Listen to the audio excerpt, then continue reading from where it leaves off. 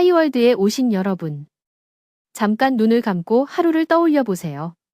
알람이 울리고, 커피를 결제하고, 월급 알림이 뜨고, 친구에게 송금을 하고, 해외 쇼핑몰에서 결제하고, 주식을 사고 팔고, 넷플릭스 구독료가 빠져나가죠. 겉으로 보이는 건 돈이지만, 실제로 흐르는 것은 하나에 보이지 않는 언어입니다. 바로 은행과 결제망이 서로 알아듣는 메시지의 문법. SWIFT와 ISO 20020이라는 금융의 언어 말이죠. 오늘 영상은 파이 네트워크가 왜 스테이블 코인, 특히 파이 USD 같은 기준 단위를 반드시 가져야 하는지, 그리고 그 이유가 단순 가격, 시세의 문제가 아니라 미래의 경제 주권과 데이터 주권을 좌우하는 구조적 문제라는 걸 차근차근 풀어드립니다. 시작합니다. 스위프트부터 아주 간단히 짚고 갈게요. SWIFT는 1970년대 벨기에 브뤼셀에서 출발한 전 세계 은행 간 통신망입니다. 핵심은 돈이 날아다니는 게 아니라 메시지가 오간다는 사실이에요.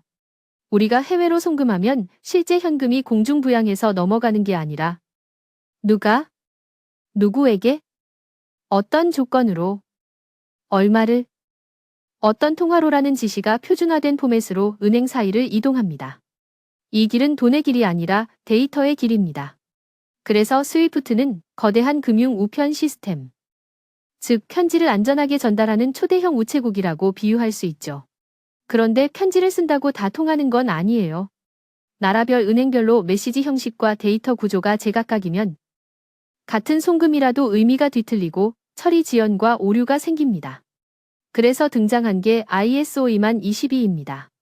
이것은 특정 회사의 사유 포맷이 아니라 전 세계가 함께 쓰는 금융 메시지의 공용 문법서라고 이해하면 됩니다. XML, JSON 같은 현대적 데이터 구조를 활용해 송금, 증권, 무역, 카드, 크립토 등 거의 모든 금융 데이터를 하나의 표준 언어로 표현하게 해요. 그러니까 ISO 20022는 SWIFT 속에 있는 기능이 아니라 SWIFT를 포함한 온갖 결제, 금융 네트워크가 채택해서 쓰는 국제 공용어인 셈입니다. 영어라는 언어, ISO 20022가 있고 그 언어로 편지를 보내는 세계 최대 우체국 SWIFT 있는 구조. 비자는 자신의 방식으로, 중앙은행은 CBDC 인프라에서, 리플 스텔라 같은 블록체인도 각자의 노드에서 이 언어를 점점 더 폭넓게 사용하고 있죠. 여기서 가장 중요한 키워드는 상호 운용성입니다. 통화와 네트워크가 제각각의 언어를 쓰면 연결 비용이 커지고 속도가 느려지고 리스크 관리가 어려워져요. 반대로 ISO 20020이라는 공통 문법을 쓰면 달러 시스템이든 유로 시스템이든 심지어 파이코인 시스템이든 모두가 같은 의미로 결제 데이터를 교환할 수 있습니다. 마치 전 세계가 하나의 초대형 금융 번역기를 공유하는 것과 같습니다. 의미 충돌이 줄어드는 순간 결제는 빨라지고 비용은 내려가고 거버넌스는 투명해져요. 암호화폐 관점으로 넘어가 볼까요? 비트코인과 이더리움은 근본적으로 독립 네트워크입니다. 자체적인 보안, 합의 상태를 유지하는 대신 기존 금융과 직접 물리적으로 언어를 공유하지는 않습니다. 그래서 중간 게이트웨이, 수탁 브리지 같은 추가 레이어 없이는 대형 금융 인프라와 바로 맞물리기 어렵죠. 반면 몇몇 프로젝트, 예를 들어 리플과 스텔라는 ISO 20022 호환성을 강하게 밀어붙여 은행 간 메시지 네트워크에 더 자연스럽게 얹히는 전략을 택했습니다. 핵심 메시지는 간단해요. 크립토도 금융의 문법을 배워야 글로벌 통화로 대우받는다. 이 지점에서 파이코인의 포지션이 흥미로워집니다. 파이는 휴먼 네트워크를 기반으로 한 PEP 경제를 지향합니다.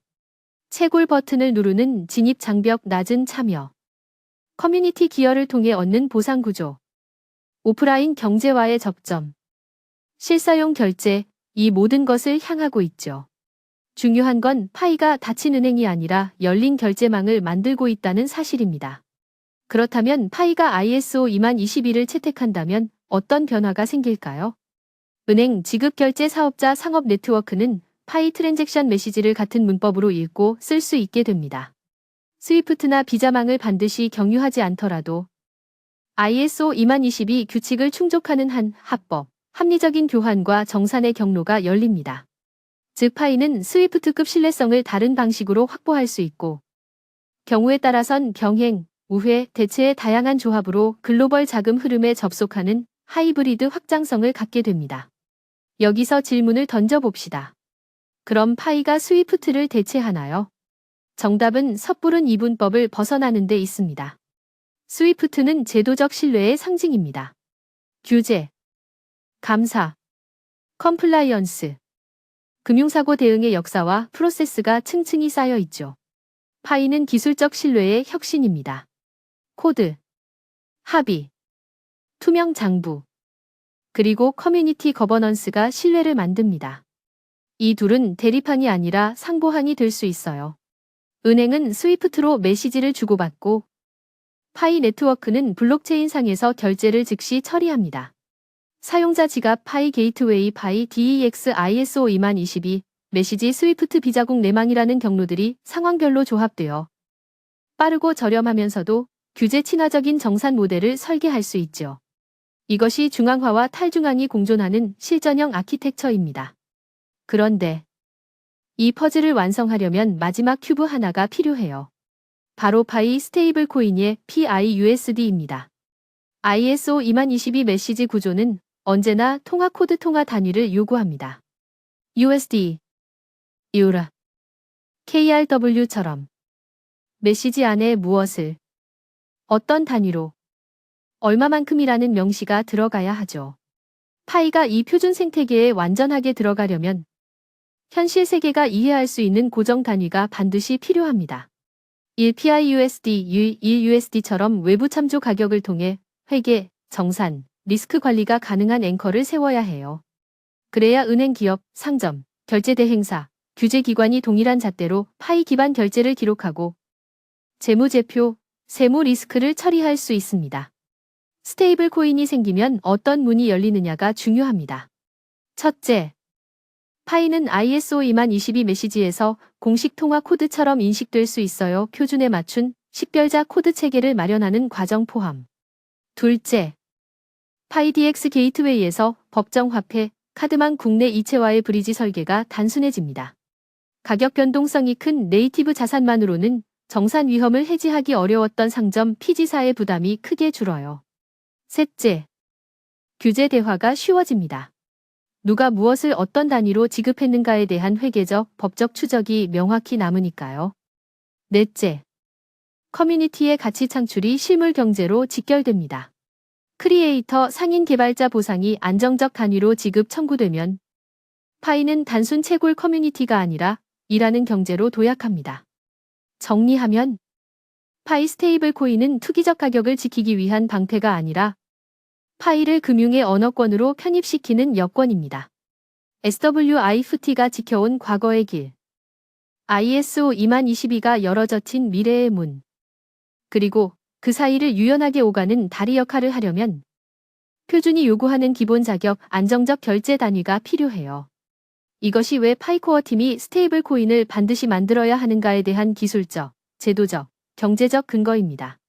여기서 한 걸음 더 들어가 보죠. 파이는 스위프트를 이긴다 대체한다는 식의 제로섬이 아니라 병행 연동 보완을 통해 실제 결제에서 사용성을 확장할 수 있습니다. 예를 들어 은행은 스위프트로 송금 지시 메시지를 보냅니다. 그 메시지는 ISO 2022 포맷을 따르고 목적지에는 파이 게이트웨이 커스터디 정산 노드가 명시되어 있죠. 파이 네트워크는 블록체인 레벨에서 트랜잭션을 확정하고 PIUSD를 기준으로 금액을 정산합니다. 사용자는 자신의 파이 지갑에서 실시간으로 도착을 확인하고 필요할 땐 DES에서 KRWUSD 기타 통화 결제 바우처나 머천트 토큰으로 전환합니다. 이 모든 과정이 같은 언어 위에서 수행되니 리스크 컨트롤과 감사 추적이 쉬워지고 네트워크 효과는 기하급수적으로 커집니다. 물론 스테이블 코인의 설계는 만만치 않아요. 담보 구조 현금성 자산, 국채, 온체인 초과 담보, 리저브 투명성 감사, 온체인, 증명, 발행 상환 메커니즘 게이트웨이 화이트리스트, KYC KYB, 제3자 결제 파트너와의 정산 주기, 지역별 규제 대응 하나하나가 고도의 엔지니어링과 거버넌스 결정을 필요로 합니다. 하지만 바로 그 지점에서 파이의 강점, 즉 사람의 신뢰가 빛을 발해요. 파이의 신뢰는 오직 코드에서만 오지 않습니다. 매일 휴대폰에서 채굴 버튼을 누르며 참여 기여 사용을 이어가는 사람들. 상점 개발자 크리에이터가 생활 속에서 쌓아올리는 네트워크 신뢰가 있습니다. 제도가 주는 신뢰 스위프트, 코드가 주는 신뢰 블록체인, 사람과 공동체가 주는 신뢰 파이 커뮤니티 이 삼각형이 균형을 이루는 순간 결제는 기술을 넘어 문화가 됩니다. 앞으로 파이는 두세 개의 큰 다리를 건너야 합니다. 한쪽에는 규제, 제도, 회계의 다리가 있고 다른 한쪽에는 개방, 자유, 포용의 다리가 있어요. 그 사이에서 우리는 혼합 아키텍처를 설계해야 합니다. 규제 친화적 KYC, KYB 온보딩, 투명한 리저브 공시, ISO 2022 호환 메시지, 구현, 머천트 피지 연동, DES의 유동성 슬리피지 관리, 크로스보더 소액 결제 루트 최적화. 이건 단순히 코인을 하나 더 만드는 일이 아닙니다. 새로운 경제권을 세팅하는 일입니다. 총성이 아닌 코드로, 독점이 아닌 상호 운용성으로, 변동성 투기가 아닌 실사용 가치로 세상을 잇는 화폐, 그 이름이 바로 파이 네트워크가 될 수 있어요. 다시 처음의 질문으로 돌아가 보죠. 파이 네트워크에 왜 스테이블 코인이 필요한가? 답은 명료합니다. 파이가 글로벌 결제 언어권, 즉 ISO 2022 생태계에 정식으로 입장하려면 누구나 이해하고 회계 처리할 수 있는 기준 단위가 필수입니다. 그래야 은행은 파이의 메시지를 해석하고 기업은 결제, 정산을 자동화하며 상점은 결제 위험을 관리하고 사용자는 실시간으로 일하고 벌고 쓰는 경제를 꾸릴 수 있습니다. 파이가 이 언어를 배우는 순간 우리는 더 이상 외부의 허락을 구하지 않고도 스스로의 경제를 설계할 수 있습니다. 과거를 만든 스위프트, 미래의 문법 ISO 2022, 그리고 그 사이를 잇는 다리 파이 스테이블 코인. 마지막으로 파이의 진짜 승부는 기술 스펙이 아닙니다. 누구의 신뢰 위에 설 것인가의 문제예요. 제도가 주는 신뢰는 중요합니다. 코드가 주는 신뢰도 필수죠. 그러나 파이가 보여준 가장 강력한 자산은 사람입니다. 전 세계 수많은 파이오니어가 매일같이 나도 이 경제의 한 부분이라는 감각을 쌓아 올리고 있어요. 그 집단적 신뢰 자본은 어떤 중앙은행도 어떤 거대 결제망도 모방하기 힘든 파이만의 차별성입니다. 스테이블 코인은 이 신뢰를 세계의 언어로 번역해주는 도구입니다. 표준의 문턱을 넘고 실물 경제와 직결되는 문을 여는 열쇠죠. 오늘 영상 여기까지입니다. 요약하면 이렇습니다. 파이가 ISO 2022의 문법을 채택하고 파이 USD 같은 스테이블 코인으로 기준 단위를 세우고 스위프트, 카드망, 국내 이체와 병행 가능한 하이브리드 정산 구조를 갖추는 순간 파이는 단순한 코인이 아니라 사람의 신뢰를 핵으로 하는 글로벌 결제 네트워크로 성장합니다. 미래의 돈은 은행 금고가 아니라 여러분의 지갑 속, 그리고 블록체인 위에서 새로운 언어로 말할 준비를 끝냈습니다. 그 언어를 배우고 쓸 준비가 되어 있다면 다음 장을 함께 넘겨요. 구독과 좋아요는 큰 힘이 됩니다. 오늘도 행복한 하루 되시고 파이오니어 여러분의 신뢰가 만든 미래에서 곧 다시 만나겠습니다. 감사합니다.